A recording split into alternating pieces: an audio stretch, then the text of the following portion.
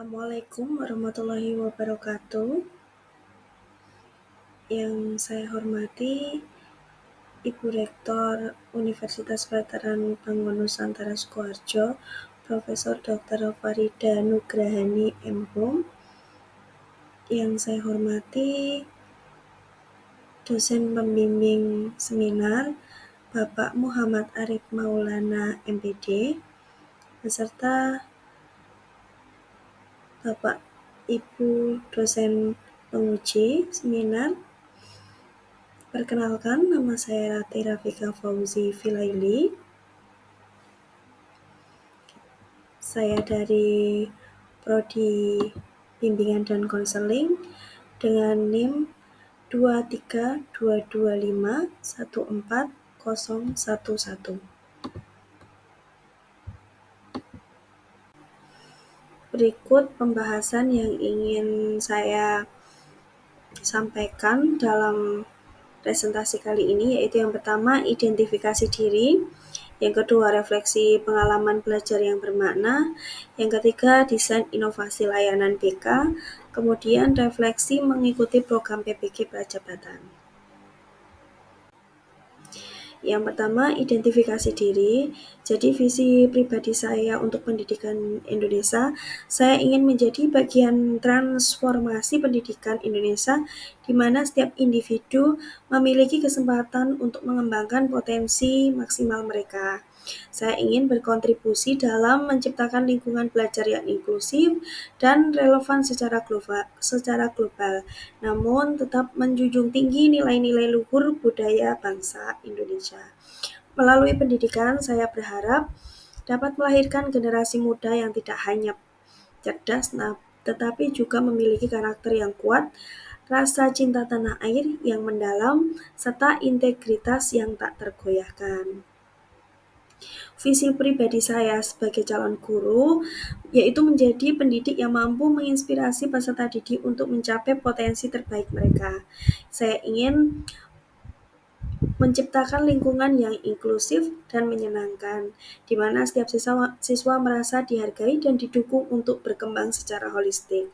Melalui pendidikan yang aktif dan bermakna, saya akan membekali peserta didik dengan pengetahuan, keterampilan, dan nilai-nilai yang diperlukan untuk menjadi individu yang berkarakter, berdaya saing, dan memiliki kepedulian sosial yang tinggi. Saya berkomitmen untuk menjadi guru yang selalu belajar dan berkembang agar dapat memberikan yang terbaik bagi mereka.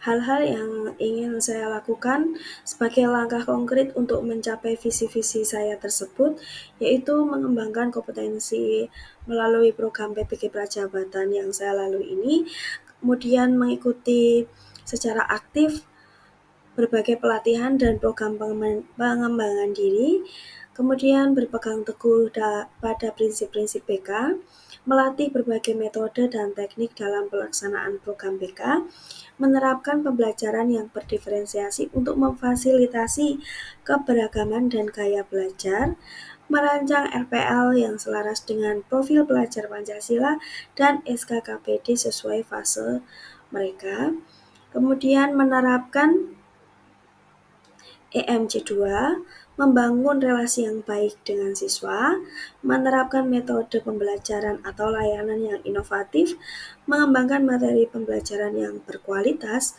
Saya akan berkolaborasi dengan semua pihak yang terkait yang mendukung terlaksananya program BK di sekolah, kemudian mengevaluasi program-program yang sudah saya laksanakan.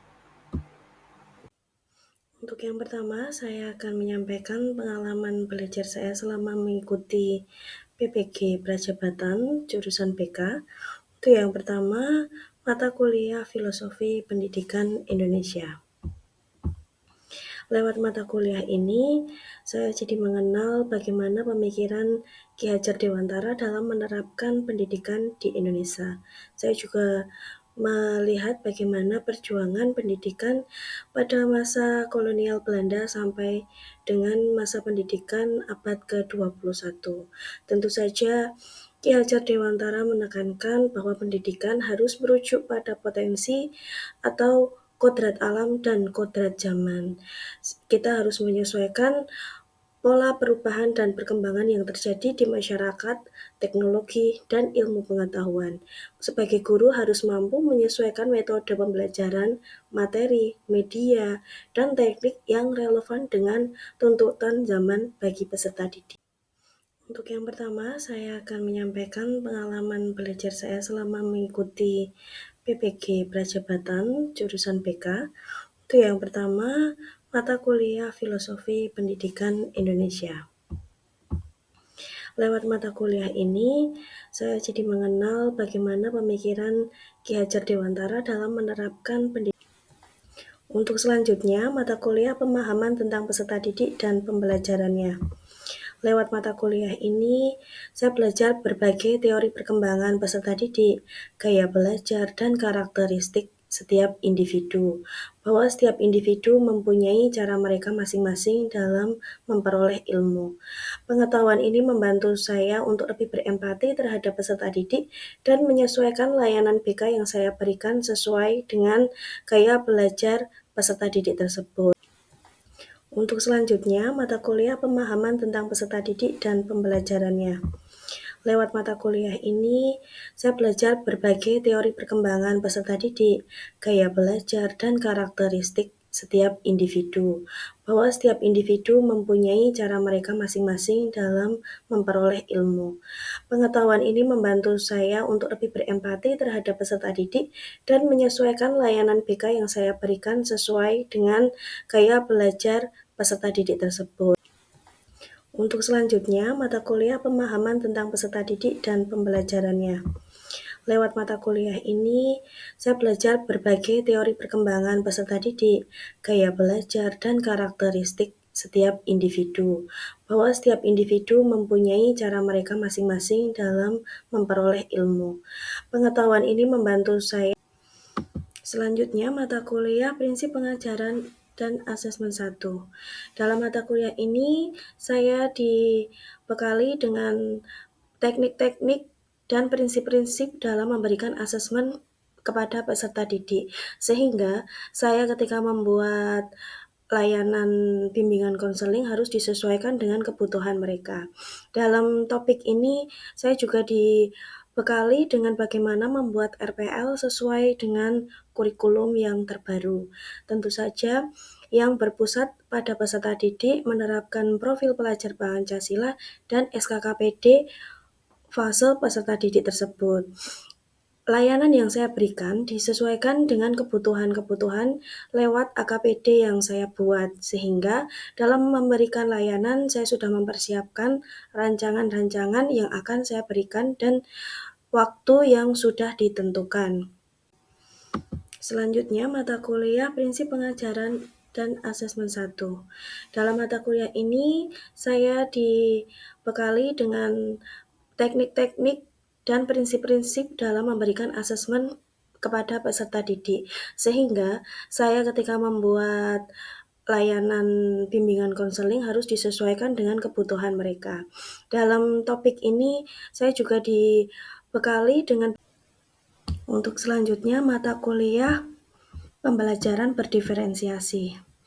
Pada sebelum PPG saya belum mengetahui bagaimana pembelajaran berdiferensiasi.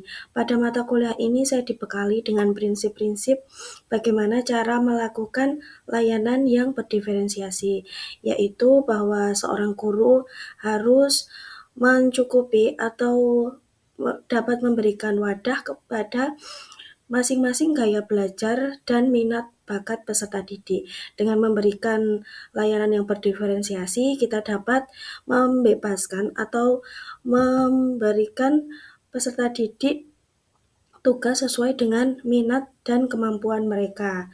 Karena setiap peserta didik memiliki kreativitas yang berbeda-beda dalam menuangkan ide-ide mereka.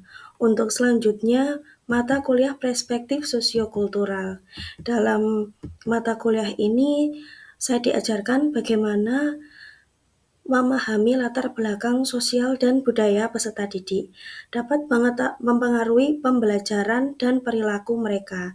Jadi, setiap guru BK harus mampu memberikan layanan BK yang mempertimbangkan faktor-faktor sosiokultural agar dapat membangun hubungan yang lebih baik dengan peserta didik dan memberikan layanan yang relevan dengan konteks mereka atau dengan latar belakang mereka. Untuk selanjutnya, mata kuliah PPL 1. Pada mata kuliah PPL 1 ini, saya diberi kesempatan untuk melakukan asistensi atau observasi pada sekolah mitra, yaitu SMA Negeri 1 Sukoharjo.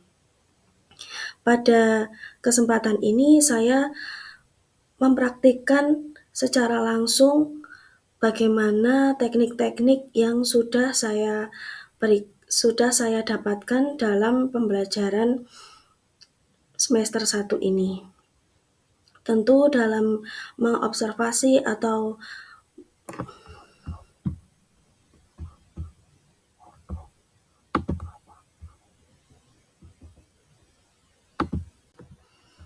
untuk selanjutnya, mata kuliah Prinsip Pengajaran dan Asesmen 2. Pada mata kuliah ini berkesinambungan dengan mata kuliah Prinsip Pengajaran dan Asesmen 1. Jika pada prinsip pengajaran asesmen 1 lebih banyak mengobservasi dan asistensi, pada mata kuliah prinsip pengajaran asesmen 2 ini saya diberikan kesempatan untuk melakukan praktik langsung RPL yang sudah saya buat pada prinsip pengajaran asesmen 1. Pada asesmen 2 ini saya diberikan kesempatan untuk menyebarkan angket kebutuhan peserta didik atau AKPD, sehingga layanan yang saya berikan sesuai dengan kebutuhan mereka. Pada mata pelajaran tertentu, tentu menggunakan teknik-teknik yang berbeda dengan teknik-teknik yang di BK. Karena pada layanan BK ini mempunyai prinsip-prinsip yang bagaimana seorang guru BK dituntut untuk melibatkan peserta didik secara aktif dalam proses pemberian layanan, sehingga layanan yang diberikan atau proses mencari materi yang saya siapkan itu harus sesuai dengan kebutuhan setiap peserta didik atau kelas dalam yang saya ambil.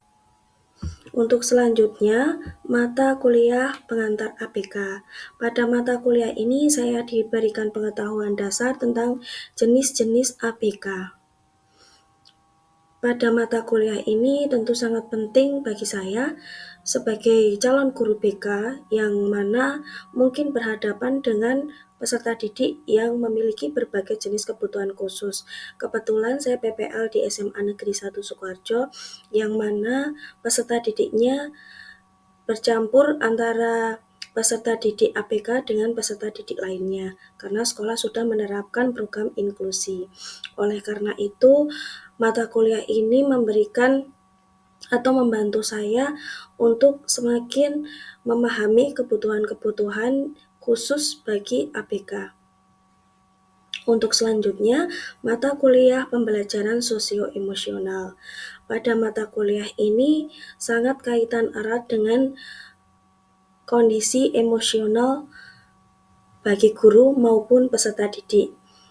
Pentingnya PSE ini mampu mengembangkan keterampilan sosio-emosional dan interpersonal yang penting untuk keberhasilan guru dalam memberikan layanan BK. Tentu PSE ini mampu memberikan guru BK pengetahuan ketika memberikan layanan itu harus mempertimbangkan sosio-emosional peserta didik. Karena kemampuan-kemampuan inilah yang akan digunakan peserta didik dalam menempuh jenjang pendidikan berikutnya atau pada kehidupan bersosial mereka. Untuk selanjutnya, mata kuliah proyek kepemimpinan. Pada mata kuliah ini saya diberikan kesempatan untuk mengembangkan keterampilan kepemimpinan dan manajemen diri dan juga bagaimana bekerja bersama kelompok-kelompok program proyek kepemimpinan ini. Keterampilan ini sangat penting bagi seorang guru karena lewat program ini saya mampu mengelola waktu dan bekerja sama berbagai pihak terkait program yang dilaksanakan. Tentu dalam program ini saya menjadi lebih mengetahui bagaimana cara berkolaborasi yang baik dan menerapkan prinsip-prinsip guru BK saat melaksanakan layanan nanti. Untuk selanjutnya, mata kuliah PPL 2. Pada mata kuliah PPL 2 ini, yang mana berkesinambungan dengan mata kuliah PPL 1, yang mana PPL 1 itu saya diberikan kesempatan untuk observasi langsung dan mempelajari gaya dan teknik latar belakang SMA Mitra. Nah, pada PPL 2 ini saya diberikan kesempatan langsung untuk mempraktikkan layanan-layanan yang sudah saya pelajari di PPL 1.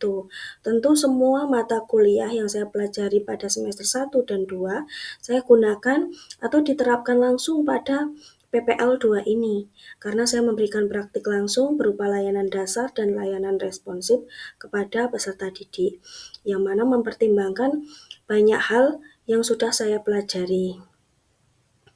Pada mata kuliah PPL 2 ini, saya mengembangkan program layanan BK yang komprehensif dan dipersiapkan secara matang, yang sudah saya siapkan, yang didampingi oleh guru pamong dan DPL, sehingga hasil dari layanan yang saya berikan pada PPL 2 ini lebih menyasar dan sesuai dengan kebutuhan peserta didik dan disesuaikan dengan program yang ada di sekolah mitra. Menurut saya, refleksi pengalaman belajar yang bermakna dalam PPL 2 ini, saya merasa saya lewat PPG Prajabatan ini saya menggali berbagai macam teori pendidikan, yang mana teori ini menjadi bekal saya sebagai calon guru, di mana saya melakukan atau menguji pemahaman teori-teori saya langsung di lapangan, yaitu di Sekolah SMA Negeri 1 Sukoharjo, di mana pengalaman ini mengajarkan saya bagaimana mengelola kelas, berinteraksi dengan siswa yang beragam, memecahkan berbagai masalah pembelajaran atau layanan, yang mana membuat atau membentuk saya menjadi guru yang lebih siap dan berdedikasi. Refleksi materi pada PPL 2. Pada materi PPL 2 ini terdiri dari 2 topik. Yang pertama, 1 topik layanan dasar, yang kedua topik layanan responsif. Layanan dasar yang sudah saya laksanakan di SMA Negeri 1 Sukoharjo, yaitu yang pertama layanan bimbingan klasikal dan layanan bimbingan kelompok. Sebelum saya melaksanakan layanan ini, saya terlebih dahulu melakukan kegiatan asesmen berupa lembar AKPD, yaitu asesmen kebutuhan peserta didik. Sehingga lewat AKPD inilah saya mengetahui presentasi tingkat urgensi yang dibutuhkan peserta didik. Sehingga ketika saya membuat materi atau mempersiapkan RPL sesuai dengan topik-topik yang dibutuhkan oleh peserta didik. Untuk selanjutnya, yang topik 2 ini, layanan responsif, saya melakukan 2 kegiatan layanan responsif. Yang pertama, konseling kelompok dan konseling individu, di mana konseling kelompok dan konseling individu ini berdasarkan masalah yang dialami peserta didik. Ada yang dilakukan secara berkelompok dan ada yang dilakukan secara individu, sesuai dengan kebutuhan konseling mereka. Berikut artefak yang saya laksanakan dalam PPL 2, yaitu saya masukkan ke dalam satu link, di mana link tersebut berisi tentang RPL bimbingan klasikal beserta video dokumentasinya, serta RPL bimbingan kelompok serta video dokumentasinya. Kemudian RPL konseling kelompok beserta video dokumentasinya. Kemudian RPL konseling individu beserta dokumentasinya. Refleksi kegiatan PPL 2 ini, saya merasa bukan hanya sekedar mengajar, tetapi juga menyelami dunia siswa. Bagaimana saya me-asesmen kebutuhan mereka, dan kemudian saya menyesuaikan dengan gaya belajar mereka, dengan materi yang mereka butuhkan, serta teknik-teknik yang saya buat bagaimana bisa menumbuhkan motivasi belajar mereka.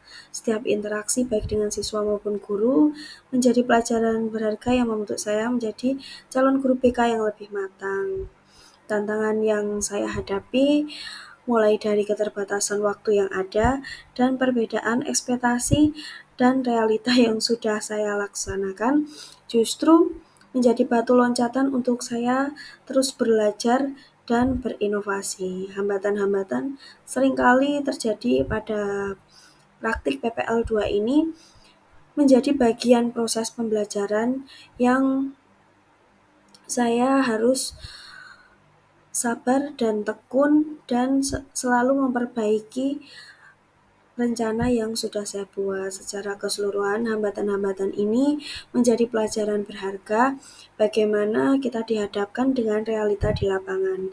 Bagaimana program-program BK ini dapat terlaksana menjadi lebih efektif bagi peserta didik maupun ketercapaian dalam pembelajaran yang sudah ditentukan, serta membuat saya menjadi lebih tangguh dan beradaptif di masa depan nanti. Desain inovasi yang sudah saya siapkan dalam layanan BK yang sudah saya buat, yaitu layanan bimbingan kelompok dengan teknik homeroom menggunakan media ular tangga untuk meningkatkan interaksi peserta didik dengan teman sebaya. Kenapa saya memilih permainan ular tangga ini? Karena sifatnya interaktif, menyenangkan, dan dapat disesuaikan dengan berbagai tema.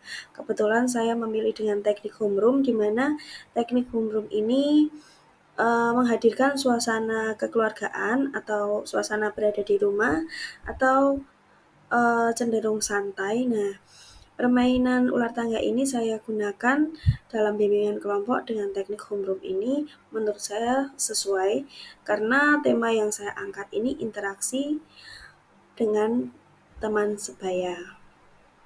Saya harap melalui permainan ini saya bertujuan untuk merefleksikan pengalaman dan perasaan antar peserta didik, di mana pengalaman dan perasaan tersebut menjadi proses berpikir kritis untuk menjawab sebuah pertanyaan yang sudah saya siapkan.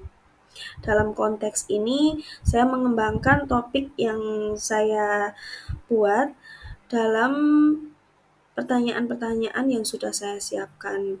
Kemudian, peserta didik saling berdiskusi untuk saling menjawab pertanyaan yang sudah saya sebutkan.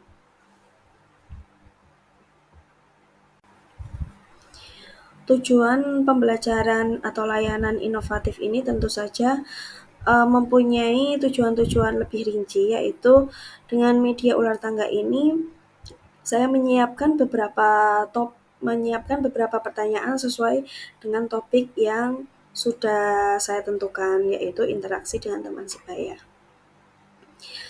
Saya menekankan agar peserta didik selalu bekerja sama dengan tim atau kelompoknya. Dalam kelompok bimbingan kelompok ini, saya membagi menjadi 3 kelompok kecil, yaitu di mana peserta didik saling bekerja sama untuk menyelesaikan pertanyaan-pertanyaan yang mereka mainkan. Kemudian, yang kedua, saya mencoba melatih komunikasi mereka, yaitu bagaimana mereka belajar menyampaikan ide yang baik, mendengarkan pendapat orang lain, dan meyakinkan teman setim mereka, di mana mereka ini saling berkomunikasi secara baik dan saling bertukar pikiran agar mendapatkan hasil yang baik. Selanjutnya yang ketiga, pemahaman konsep lebih mendalam. Sebelum ke tahap permainan, saya sudah menjelaskan materi tentang interaksi teman sebaya sekilas, dan dengan masuknya pertanyaan-pertanyaan dalam permainan ini membuat mereka mereview kembali apa yang sudah saya sampaikan sebelumnya atau materi yang sudah saya sampaikan sebelumnya, sehingga mereka memahami celah-celah mana saja yang mereka belum pahami atau masih kurang, sehingga mereka saling bertukar pikiran untuk mereview kembali. Yang selanjutnya, motivasi belajar. Saya mencoba dengan permainan ular tangga ini membangkitkan motivasi belajar mereka agar pembelajaran atau layanan yang saya berikan menjadi suasana yang menyenangkan dan tidak membosankan.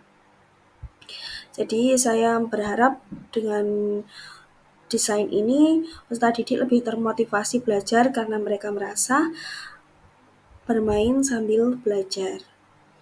Untuk selanjutnya, meningkatkan kepercayaan diri mereka. Karena dalam topik ini saya membahas interaksi dengan teman sebaya, saya harap peserta didik yang berani menjawab, tentu saja itu menjadi salah satu ciri kepercayaan diri meningkat, yaitu mereka berani mengungkapkan pendapat mereka di dalam kelompok mereka. Jadi tidak sungkan dalam menghargai atau mendapatkan bantuan dari teman lainnya.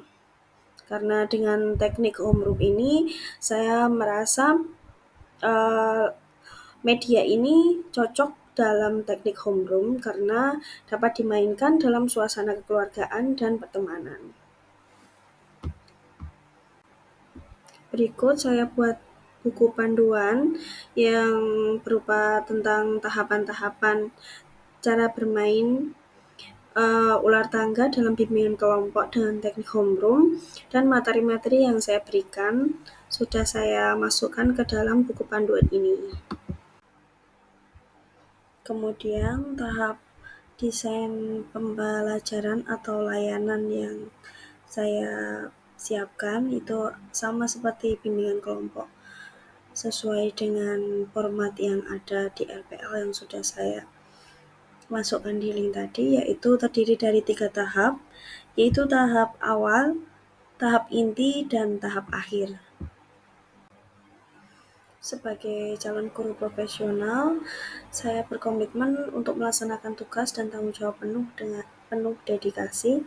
Saya akan mengupayakan pengembangan peserta didik secara holistik, baik akademik maupun non-akademik, dengan menerapkan prinsip-prinsip pembelajaran aktif dan berpusat pada peserta didik. Saya akan menciptakan lingkungan belajar yang kondusif bagi tumbuh kembang peserta didik.